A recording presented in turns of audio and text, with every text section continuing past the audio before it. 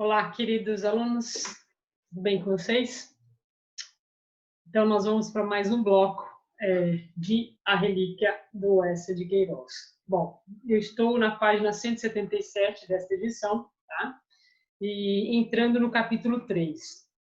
Não sei se vocês se lembram, mas na última parte, na última página, né, do capítulo 2, o Teodorico acabou dormindo, né, depois que eles tomaram champanhe e tal.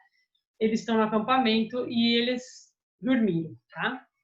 Nesse capítulo 3, a gente vai ter uma mistura aqui de realidade e fantasia, tá? Então, lembrando um pouco da epígrafe do livro, o Essa vai misturar um pouquinho aqui realidade e fantasia, então o Teodorico vai ter uma experiência mística. Ele vai voltar ao tempo da crucificação de Jesus Cristo. Então, aqui a gente não sabe realmente se ele vai continuar sonhando ou se realmente ele voltou no tempo. Então, essa não deixa muito claro isso. Em alguns momentos parece que ele se lembra ali do acampamento e tal, mas, por outro lado, parece que ele está vivenciando isso mesmo. Tá? Então, não tem como a gente saber se há aqui realmente o sonho. Tá bom? Parece que ele teve um sonho, mas, ao mesmo tempo, também não parece. Então, essa, na verdade, quis quebrar um pouquinho com aquela veracidade, né, do realismo e quis misturar um pouquinho de fantasia, porque é o que a literatura, na verdade, tem que ter, né? Então, o Teodorico começa assim, ele fala que fazia umas 2 horas que ele estava dormindo, aí ele acorda com uma voz, Teodorico, Teodorico, né, Hermes, vamos para Jerusalém e tal, aí fala que era o doutíssimo Topsius, para continuar, né, falando doutíssimo Topsius, que o chamava, né, falava, fica de pé logo, né, que as éguas já estão seladas, e nós precisamos ir amanhã nós precisamos estar em Jerusalém, vai ser a Páscoa. E aí ele falou assim, puxa vida, mas bruscamente assim, né, a gente partiu e tal, enfim. Aí o Topsius diz assim, ó, Dom Raposo, esta aurora que vai nascer é a do 15 do mês de Nisan, e não houve em toda a história de Israel um dia mais interessante. Gente, esse dia 15 aqui é o mês de março, né, no calendário judaico, e que se comemora a Páscoa. Então ele vai voltar, como eu disse, no dia da crucificação de Cristo. E aí ele fala assim, olha, esta página do Evangelho, né, é extremamente importante.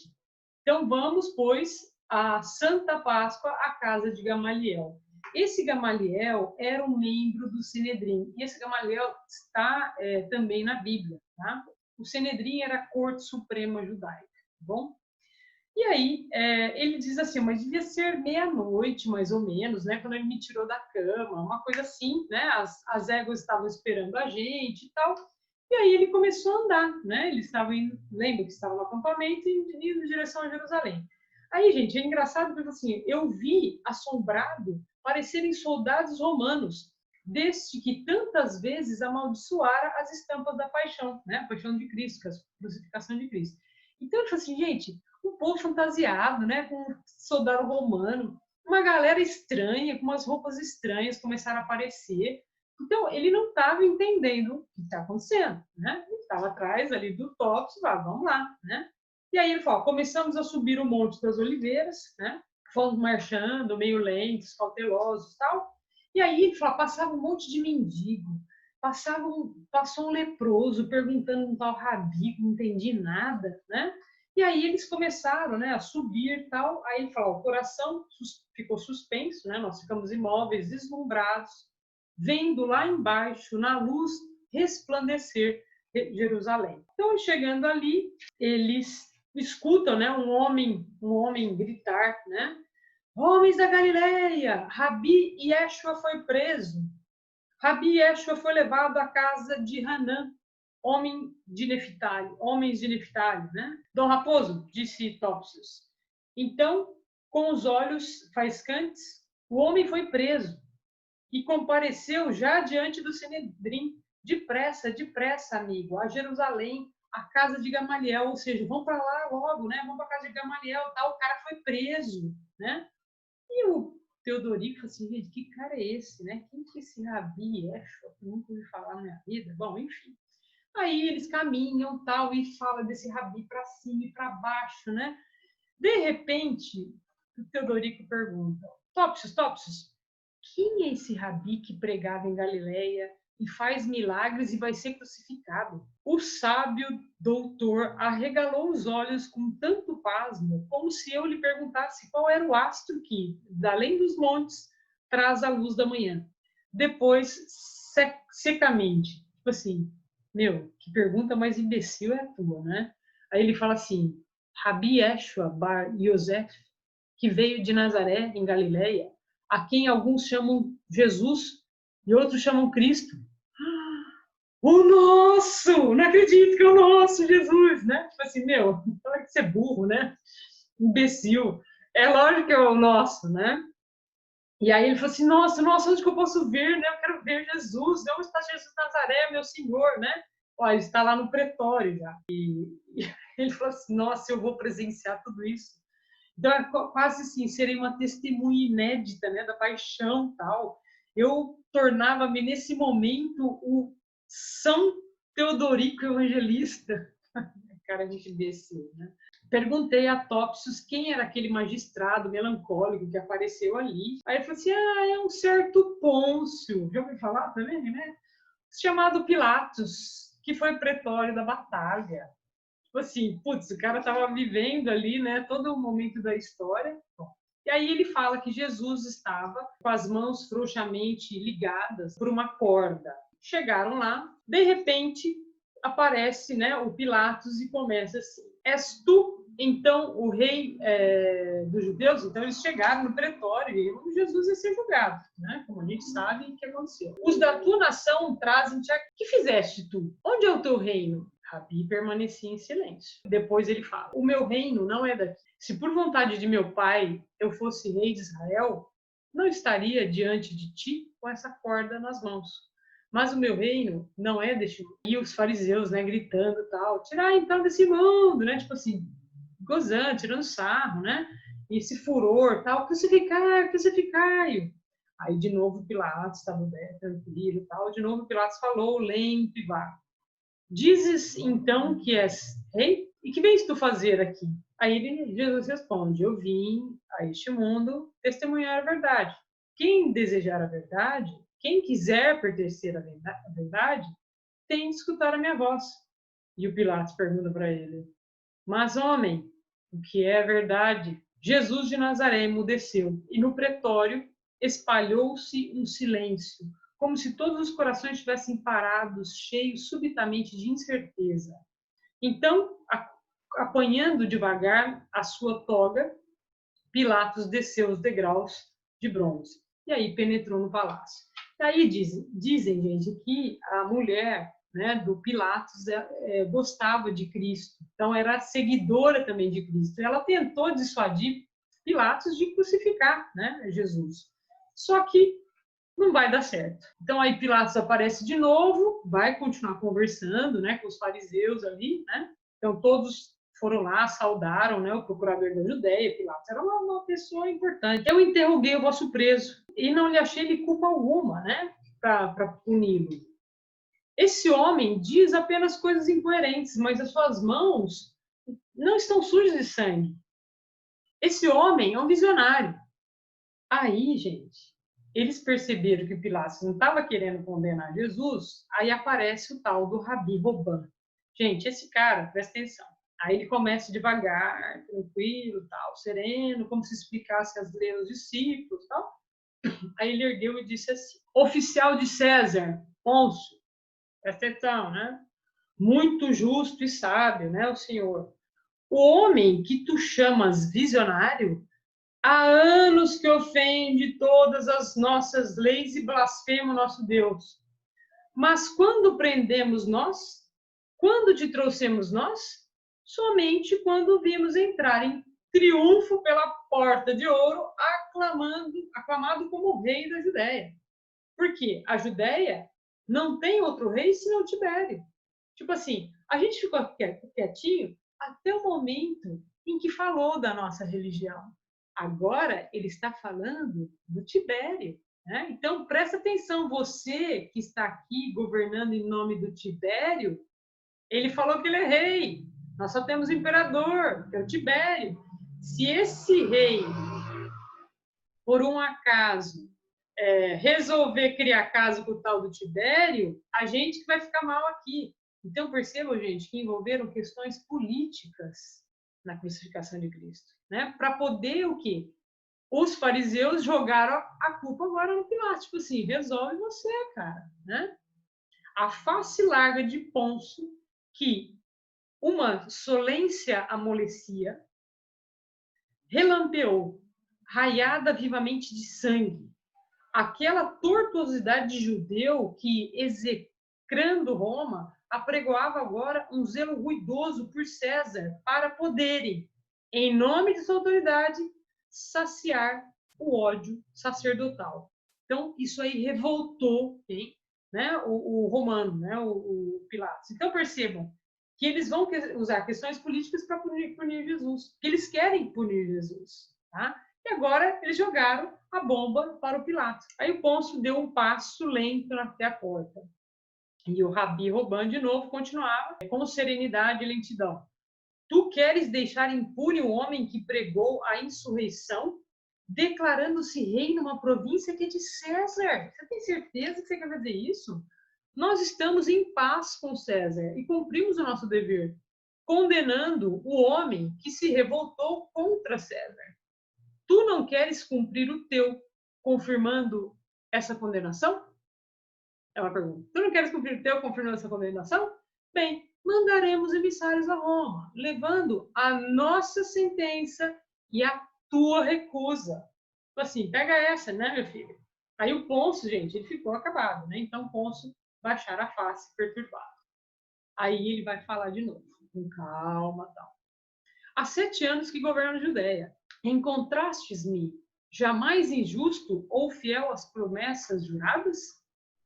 César conhece-me bem, mas entre nós, para proveito de César, não deve haver desacordo. Sempre vos fiz concessões. Tenho respeitado as vossas leis. Isso é uma característica, né, dos romanos. Eles respeitavam as leis, né, das pessoas do lugar onde eles tomavam posse, né? E eles respeitavam muito as religiões e tudo mais. Aí ele fala, ó, entre nós não deve haver dissensões nem palavras amargas. Um homem hesitou, depois, esfregando-se lentamente as mãos e sacudindo-as como molhadas numa água impura. Quereis a vida desse visionário? Que me importa? Tomai-a. Não vos basta a flagelação? Quereis a cruz? Crucificai-o. Não sou eu que derramo esse sangue. Então é o momento em que ele vai lá e lava as mãos. Tipo assim, ó, eu fiz a minha parte. Vocês querem crucificação? Beleza, eu não tenho nada a ver com isso, tá? Então, é nesse momento que a gente fala que ele lava as mãos. O levita macilento bradou com paixão, somos nós, e que esse sangue cai sobre as nossas cabeças. E aí, o Pôncio finalmente falou assim, não tem mais o que fazer. Aí ele acaba abandonando a sala, né? Então ele sai. O Teodorico fala assim, depois cerrei os olhos, um momento pensei na vela que eu deixara na tenda, ardendo junto ao meu catre, né? A minha caminha e tal, fumarenta e vermelha. Então perceba que ele está misturando aqui a realidade, né? Você fala assim, ué, então o cara está lembrando lá do acampamento dele, né? Então será que isso está acontecendo mesmo, né? Então percebam que é o que o Essa vai criando, né? Para dar esse jogo aí entre realidade e ficção. Mais para frente, o Topsius e o Teodorico, né? Vão caminhar, tal. Eles estavam ali, tinha um monte de gente e aparece, gente, um homem pobre que vendia relíquias, né, sagradas, tal, no templo, e acusa Jesus por tê-lo impedido de ganhar o seu pão, né, com o suor do seu trabalho. Porque Jesus chega ali e começa a arrebentar todas aquelas relíquias que estão ali, dizendo que esses homens estão fazendo comércio da casa de Deus, então estão profanando o templo de Deus. E essa é uma passagem bíblica mesmo. Mas aí o cara, olha só, né? Então ele fala assim, que Jesus chegou ali e acabou com as relíquias dele, ou seja, acabou com o trabalho dele, que é o trabalho tão honesto que ele faz, tal. Né? Então ele diz assim, Mas eis que há dias esse rabi da Galileia aparece no templo, cheio de palavras de cólera, ergue o bastão e arremessa-se sobre nós, bradando que aquela era a casa de seu pai e que nós a poluímos. Então, destruiu o souvenir ali, né, as relíquias e tal. E dispersou todas as minhas pedras, que nunca mais vi, que era o meu pão. Quebrou as lajes, os vasos de óleo, blá, blá, blá, né, e gritava tal. Que mal fazia eu, né, vendendo essas relíquias tal. Em que eu ofendia o Senhor? E aí ele diz, mas eu fui expulso pelo rabi somente porque sou pobre. E aí ele fala que os outros que tinham, os outros comerciantes que tinham ali uma licença para o comércio, eles continuaram a trabalhar. Agora, eu que sou pobre, coitadinho de mim, Jesus foi lá e destruiu tudo que é meu.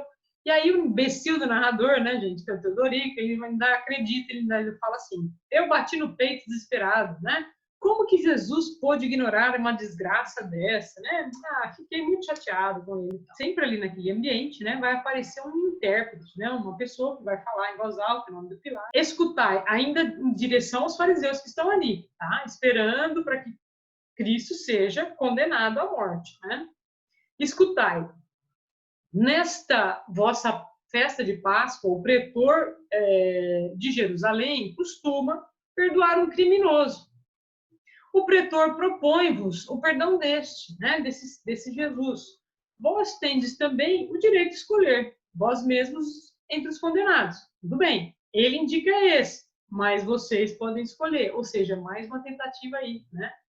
Aí, um dos condenados, né, continua ele, é o Rabi Yeshua. É esse que propõe o pretor. O outro, endurecido no mal, foi preso por ter morto, né, por ter matado, né, ter morto um legionário traiçoeiramente, numa rixa. O seu nome é Barrabás, né? Escolher, então, né? Cabe a vocês agora escolher quem que vai ser libertado. E aí, todos os caras, né, os fariseus, Barrabás, Barrabás, o povo quer Barrabás, né?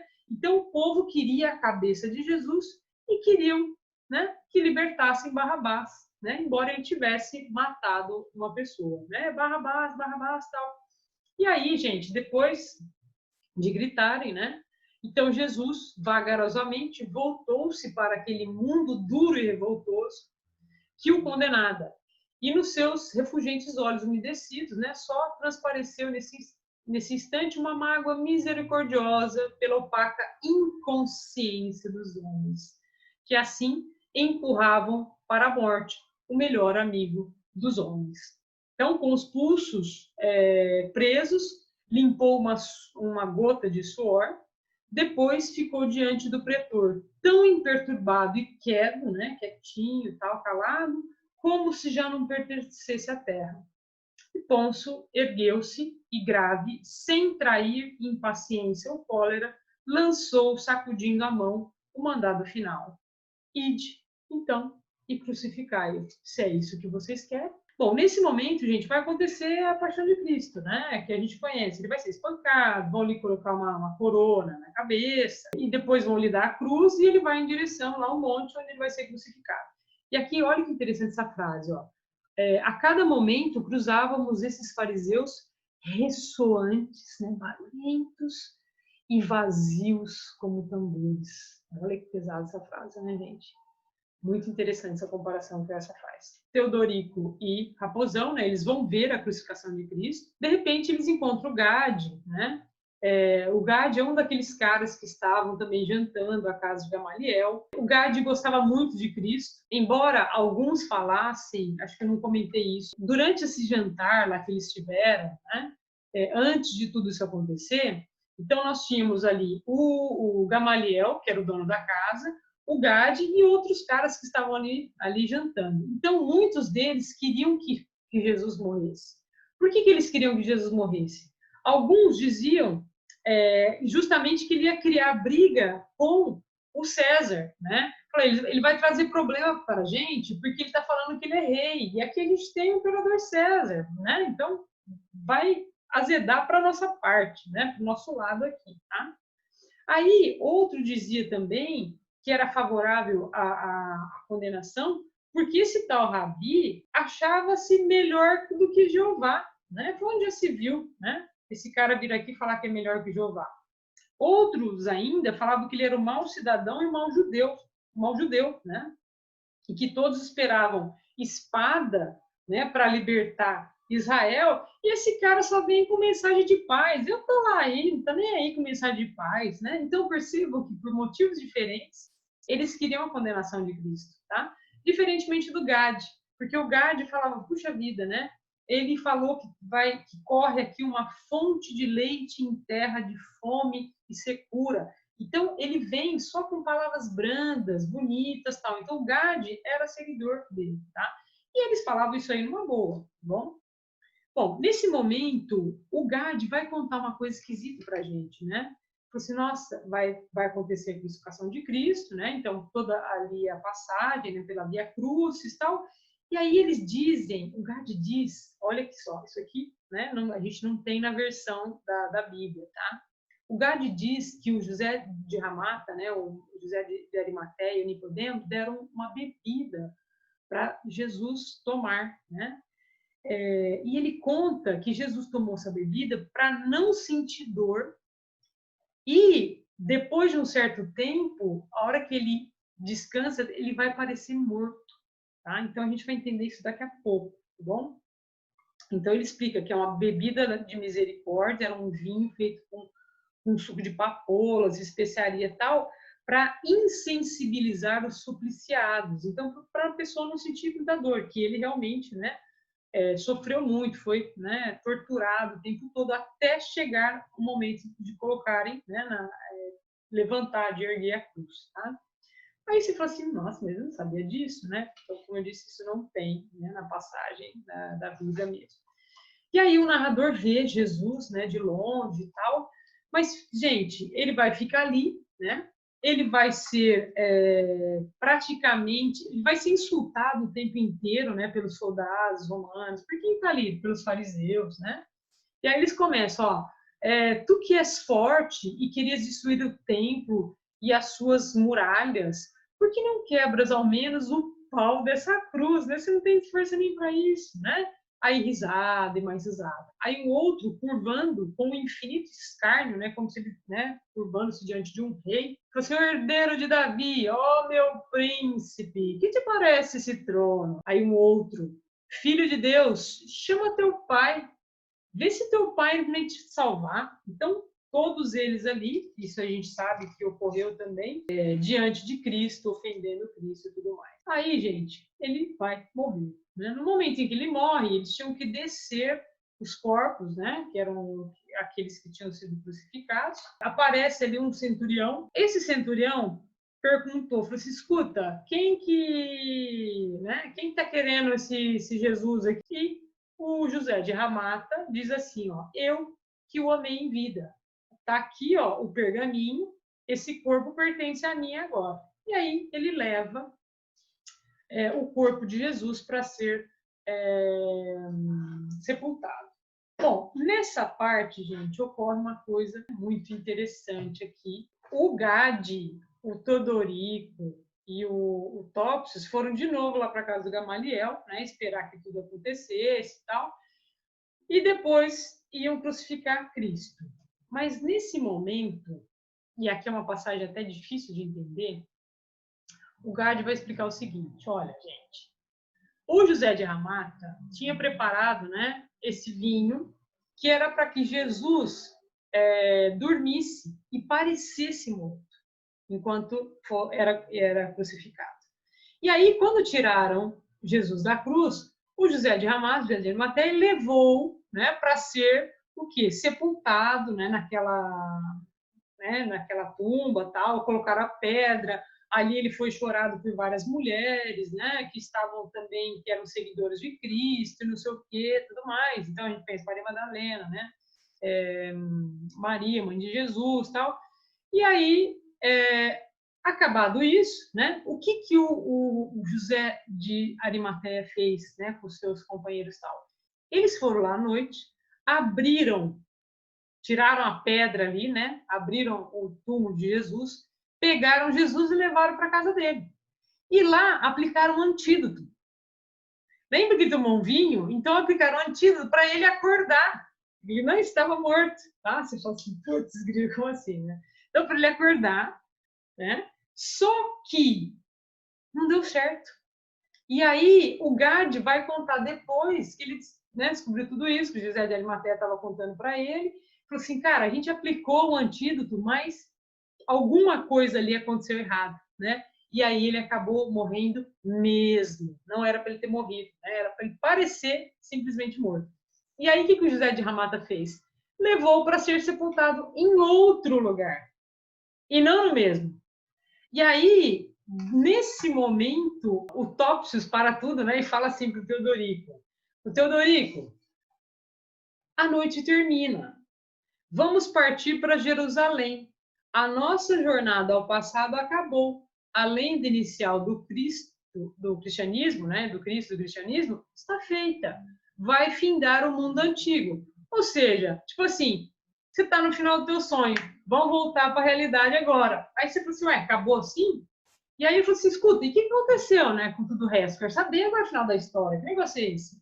E aí o Topsius explica para ele, ó, depois de amanhã, quando acabar o Shabat, as mulheres de Galiléia voltarão ao sepulcro de José de Ramata, onde deixaram Jesus sepultado, ou seja, o primeiro lugar, tá? No primeiro lugar, não no segundo.